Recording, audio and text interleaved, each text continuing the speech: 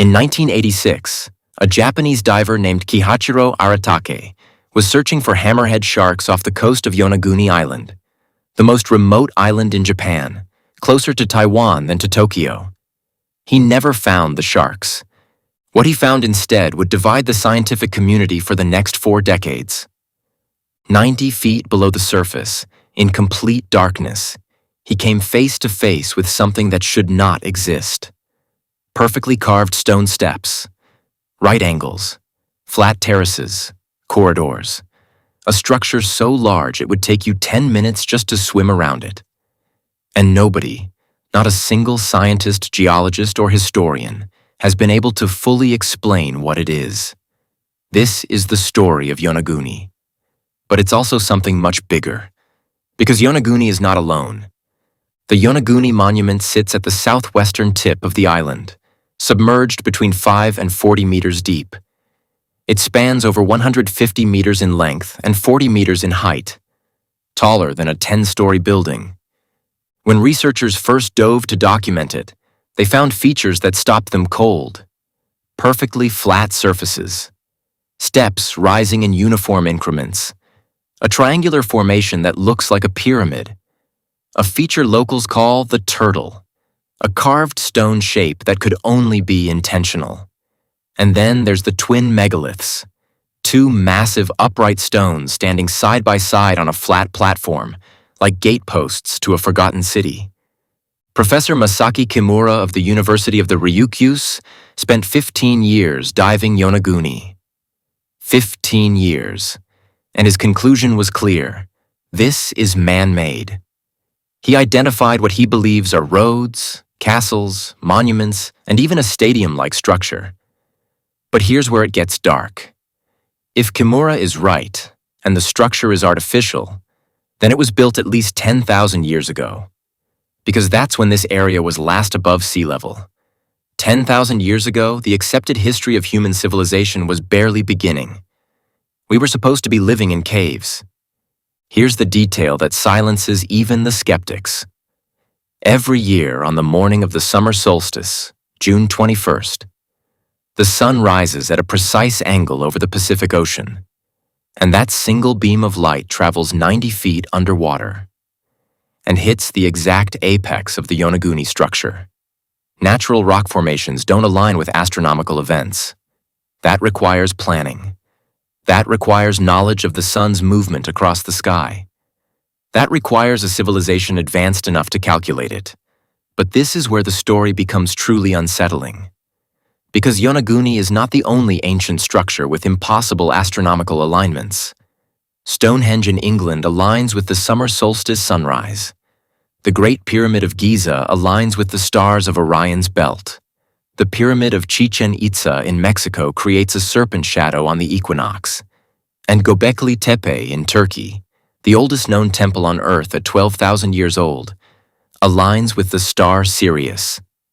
These structures are separated by thousands of miles and thousands of years. So why do they all speak the same astronomical language? At the end of the last ice age, approximately 12,000 years ago, something catastrophic happened. The ice caps melted. Sea levels rose by over 120 meters worldwide. Millions of square kilometers of land where people lived, disappeared forever beneath the ocean. We call this the Younger Dryas event. And in geological terms, it happened almost overnight. Now here's what nobody talks about in history class. Before this flood, there was more habitable land on Earth than there is today. Entire continental shelves, now underwater, were dry land. The Persian Gulf was a river valley. The North Sea was a forest. The area between Japan and Taiwan, where Yonaguni sits, was a vast coastal plain. If a civilization existed on this land, it is now buried under the ocean, and we have barely scratched the surface of what lies down there. Graham Hancock, the controversial researcher who has dedicated his life to this theory, calls it the lost civilization hypothesis. He argues that an advanced culture existed before the flood, one capable of mathematics, astronomy, and monumental architecture, and was almost completely wiped out. Almost. Because some of them survived. And they carried their knowledge to Egypt, to Mesopotamia, to Mexico, to Japan. That's why the pyramids keep appearing on every continent. That's why the flood myth exists in over 200 separate cultures worldwide. That's why Yonaguni exists. If Yonaguni is real, then where are the others? The answer is, we've already found them. We just don't talk about them. Off the coast of Cuba, in 2001, a team of researchers using sonar equipment discovered a grid of geometric stone structures on the ocean floor, 700 meters below the surface, perfectly aligned, some over 400 meters long. The Cuban government investigated briefly, then went silent. In India, off the coast of Dwarka in the Gulf of Kambat, divers found an entire submerged city in 2002. Stone walls, grids of streets, artifacts, including a piece of wood that was carbon dated to 9,500 years ago. The Indian government called it the cradle of civilization. Then funding was cut and the project was quietly abandoned. In the Pacific Ocean, the ruins of Nan Madol, a city built on 92 artificial islands off the coast of Micronesia, still stand today. Its basalt columns weigh up to 50 tons each and were transported from quarries miles away. Archaeologists have no explanation for how a supposedly primitive culture moved them. And beneath the waters of the Mediterranean, off the coast of Greece and Malta, more than a dozen submerged prehistoric structures have been mapped in recent years. All of them predate the accepted timeline of civilization. All of them show evidence of astronomical knowledge. All of them are ignored by mainstream academia. Ask yourself, why? Here's the part that should make you uncomfortable. Only 20% of the ocean floor has been mapped with high resolution. The other 80%, an area larger than all the continents combined, is essentially unknown. We know more about the surface of Mars than we know about the bottom of our own ocean. And in that unmapped darkness, if there are hundreds of submerged cities, structures, monuments, we would never know. In 2023, a team of researchers using advanced sonar mapping off the coast of Mexico discovered what appears to be a massive rectangular structure on the ocean floor. Perfectly geometric, over a kilometer long. It was mentioned briefly in a scientific paper. Then silence. The question is not whether a lost civilization existed. The evidence strongly suggests it did.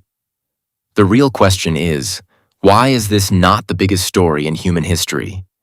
Why every time a submerged structure is found, the funding dries up, the project ends, and the story disappears? I'm not saying there's a conspiracy. I'm saying that rewriting human history is inconvenient. It invalidates decades of academic careers. It challenges religious narratives. It forces governments to ask uncomfortable questions about who owns ancient structures under international waters. It's easier to call it a natural rock formation. It's easier to look away. Go back to Yonaguni for a moment. A diver, a remote island, a structure that shouldn't exist. Whether Yonaguni is natural or man-made almost doesn't matter anymore. Because the real revelation is this: we are not the first advanced civilization on this planet. The evidence is there. In the stone alignments, in the flood myths, in the submerged cities, in the astronomical precision of structures built before the pyramids. Something existed before us. Something was lost. And the ocean is keeping its secrets. For now. Because every year the sonar gets better. The submarines go deeper. The mapping improves. And every year something new is found at the bottom of the ocean that rewrites what we thought we knew. Yonaguni was just the beginning. What do you think is down there? Comment below. And if this kind of truth makes you uncomfortable, good. It should. Follow the channel. There are more secrets history tried to bury, and we're just getting started.